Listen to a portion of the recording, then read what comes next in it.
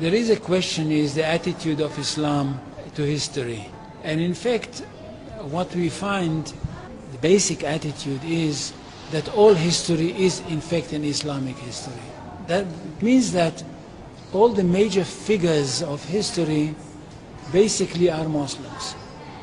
From Adam down to our own time. So if the Jews or the Christians are demanding something and basing it on the fact that there was a king called Solomon, or a king called David, or a prophet called Moses, or Jesus, then of course what they are doing, they are saying something which is not true, or in fact they don't know that all these figures were basically Muslim figures. They were, in fact, since the creation of the world there is only one religion, and this is the religion of Islam.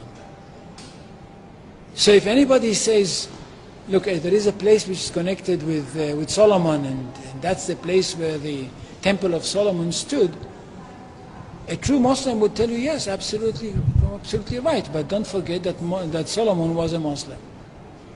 And David was a Muslim, and Abraham was a Muslim, and Isaac was a Muslim, and Jesus was a Muslim. And this is what I mean by the Islamization of history. And you can understand that through Islamization of history, you've got Islamization of geography. Anywhere which was connected with these people, or with these prophets, which were all Muslims, becomes a Muslim territory.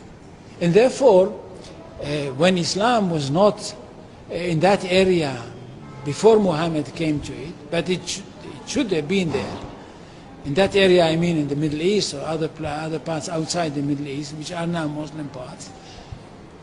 Any place like this had to be freed, not to be conquered, had to be liberated. So Islam appeared in history in the time of Muhammad, or reappeared in history from their point of view, reappeared in history as a liberator. And therefore there is no Islamic occupation.